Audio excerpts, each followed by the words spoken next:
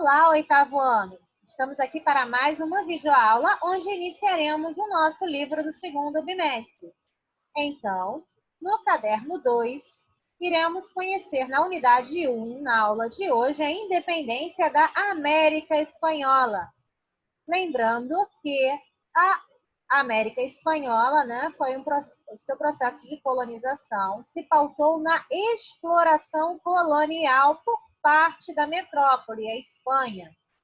Então, vamos compreender aí um pouco dessa crise do sistema colonial nas colônias latinas.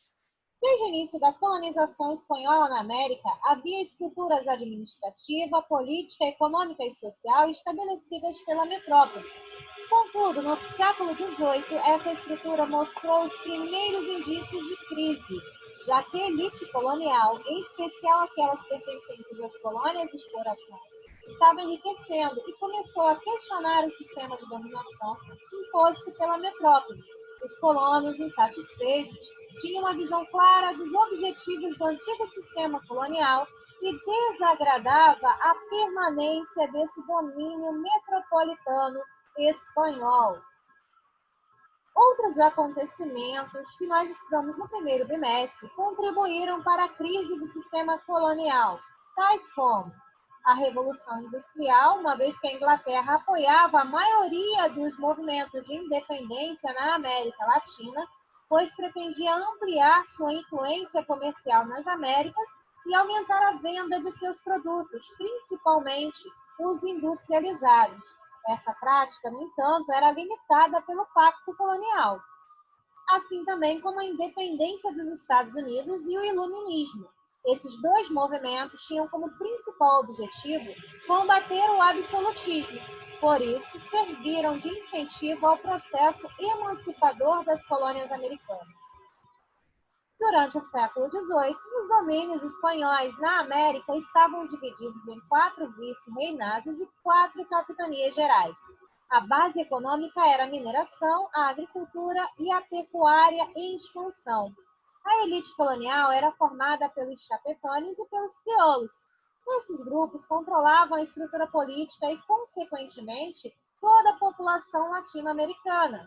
Dados demográficos indicam que, na maior parte do século XVIII, a população era composta de mais de 15 milhões de pessoas, em sua maioria mestiças, indígenas e escravizadas de origem africana. Então, a elite colonial, apesar de ser a minoria da população, controlava todos os demais segmentos sociais, a política e a economia da colônia. Os chapetones, então, eram os espanhóis que vinham da Europa para habitar a América. Eram os espanhóis natos, nascidos no continente europeu, nascidos na Espanha. Já os crioulos eram os descendentes dos chapetones, filhos de espanhóis nascidos na América. Apesar de comporem elite colonial, eles eram proibidos de ocupar cargos administrativos mais importantes. Detinham um grande poder econômico naquela sociedade. Vemos aí um mapa que apresenta aí, os limites de cada vice-reinado e de cada capitania e os países que compõem atualmente essas regiões na América Espanhola, na ex-América Espanhola, vamos dizer assim. Crise do sistema colonial nas colônias latinas. Por mais que chapetones e crioulos formassem a elite colonial da época, havia certa rivalidade entre eles, pois os crioulos não compartilhavam os mesmos privilégios dos chapetones. Esse fato explica o porquê de quase todos os movimentos de independência da América Latina serem liderados por crioulos. Outra característica desse grupo é a defesa dos ideais iluministas, presente nos movimentos de emancipação. Já nas Antilhas, as lutas pela independência foram lideradas por africanos escravizados. Antilhas é o conjunto de ilhas da América Central que ficaram sob o domínio dos ingleses, espanhóis, franceses e holandeses durante todo o período colonial. A independência do Haiti. Nos primeiros anos do século XVIII, o Haiti iniciou seu movimento por uma independência. Escravizados de origem africana tomaram o poder da ilha e construíram um país fundado por libertos fora da África. O movimento de independência teve tamanha importância que espalhou medo entre as metrópoles e outras colônias da América, uma vez que a maioria dessas colônias eram povoadas por habitantes de origem africana ou por seus descendentes. O Haiti, após a independência, passou por dificuldades políticas e econômicas. Para que pudesse ter a sua independência reconhecida, seus governantes adquiriram uma dívida enorme com sua ex-metrópole, da qual o Haiti ficou economicamente dependente por um longo período. Demais movimentos de independências pela América Latina. Independências no plural, porque gradativamente as regiões americanas foram alcançando a sua autonomia política em relação à metrópole. Como a Espanha havia sido ocupada por Napoleão Bonaparte em 1808, uma série de mudanças ocorreram também na organização das colônias espanholas. Após a saída dos franceses da Espanha, o rei Fernando VII tentou impedir que as colônias promovessem suas independências. No entanto, mesmo enviando milhares de soldados às suas colônias e contando com a ajuda do exército da Santa Aliança, a Espanha não foi capaz de impedir os movimentos em prol da liberdade.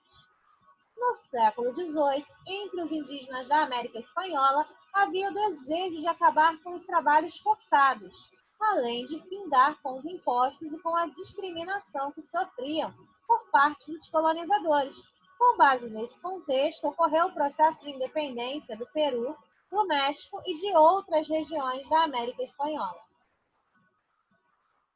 A Santa Aliança, só para nós lembrarmos aí do nosso trimestre anterior, foi uma das consequências do Congresso de Viena, realizado em 1815. Entre os principais objetivos da Santa Aliança estavam a manutenção das monarquias e do pacto colonial e o combate às rebeliões das colônias. Inicialmente, era composta de exércitos da Inglaterra, Rússia, Prússia e Áustria. A França entrou em 1818. Mesmo os ingleses, fazendo parte do movimento da Santa Aliança, eles não fizeram nada para impedir esses processos de emancipação. Muito pelo contrário, eles apoiaram as independências latino-americanas, porque possuíam interesses comerciais. San Martín e Simão Bolívar são considerados os libertadores da América. Simão Bolívar e San Martín, José de San Martín, participaram do processo de emancipação do Peru. Além disso, lideraram outros movimentos emancipatórios na América, como na Bolívia, na Colômbia, no Equador, no Panamá, no Chile, na Argentina e Venezuela. Por isso que são considerados os libertadores, porque eles lideraram movimentos importantes pelas independências das colônias espanholas na América. Independência mexicana. As colônias espanholas da América almejavam a emancipação. Entretanto, para cada colônia, a liberdade representava uma situação específica. No Haiti, os afrodescendentes lutaram pela liberdade, compreendida como a abolição da escravidão. No Peru, os indígenas defendiam o fim da exploração do trabalho. No México, os camponeses desejavam terras para plantar. Assim, em 1810, liderados pelos padres Miguel Hidalgo e José Maria Morelos, indígenas, mestiços e trabalhadores pobres lutaram sob o lema Independência e Liberdade. No entanto, a libertação do México aconteceu com Iturbide em 1821. Independência nas Américas Central e do Sul. O México anexou a Capitania-Geral da Guatemala em 1821. Porém, influenciados pelos diversos movimentos de independências pela América, a região rompeu com o governo do México e formou as Províncias Unidas da América Central. No entanto, essa unificação durou pouco tempo, pois em 1838 as províncias se dividiram e formaram os países Guatemala, Honduras, El Salvador, Nicarágua e Costa Rica. Cuba e Porto Rico. Os Estados Unidos temiam que, ao desmoronar o Império Espanhol nos territórios de Cuba e Porto Rico, a elite crioula não fosse capaz de controlar as revoltas e as agitações dos escravizados e das classes populares desses territórios. Assim, em 1898, os Estados Unidos declararam guerra contra a Espanha em prol da independência de Cuba, que lutava desde 1868 pelo seu reconhecimento. Derrotados, os espanhóis assinaram a Declaração de Independência de Cuba em 1898. Os Estados Unidos ficaram então com o território de Porto Rico e Filipinas, território espanhol localizado no Pacífico. Em 1902, o Senado estadunidense aprovou uma emenda que conferiu aos Estados Unidos, até 1933, o direito de intervir em Cuba sempre que seus interesses econômicos e políticos fossem ameaçados por outros países. Porto Rico ainda pertence aos Estados Unidos, mas não mais na condição de colônia, pois em 1952 foi elevada à condição de Estado livre associado. América Espanhola independente para quem? Vemos aí um mapa, né, que apresenta as regiões que se tornaram independentes no território da América Espanhola e os anos em que conquistaram sua emancipação. Né? Então, o que era aí o vice-reinado da Nova Espanha, da Nova Granada, do Peru, do Rio da Prata, assim como as capitanias gerais de Cuba, Guatemala, Venezuela e Chile, tá? Acabaram dando espaço ao surgimento de novas nações. Por isso que não se manteve uma unidade territorial na América Espanhola, como se manteve no Brasil com o movimento de independência. São processos distintos. Desde o início do século XIX até a década de 1820, a maioria das colônias espanholas na América havia conseguido a liberdade do domínio colonial europeu. Nos planos político, econômico e social real, ou seja, na prática, não significou transformações para a população pobre dessa região, como melhoria na qualidade de vida e maior participação política. Quem se beneficiou foram os integrantes da elite crioula, que pretendiam tirar os chapecoenses do poder e manter praticamente inalteradas as relações de trabalho para os indígenas e os escravizados africanos. De modo que, para os indígenas, os diversos processos de independência ocorridos na América Espanhola não significaram necessariamente a conquista da liberdade ou de direitos políticos e sociais para as comunidades indígenas que habitavam a região. E para os africanos, assim como os afrodescendentes na América Espanhola, apesar dessa condição, né, de africano em condição de escravizado, não ser a maioria como acontecia na América Portuguesa, seja na América Espanhola ou na Portuguesa, o processo de independência não significou necessariamente o fim da escravidão.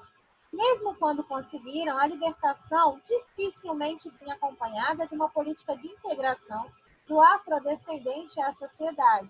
E esse afrodescendente, esse ex-escravizado, ia compor parte da população menos favorecida dessas nações. Nós temos aí uma imagem que apresenta, né, o respectivo ano de abolição da escravidão na América Espanhola e no Caribe, em cada uma das regiões. Bom, pessoal, é o que temos para hoje. Espero que estejam todos bem e em breve possamos nos encontrar novamente. Tchau!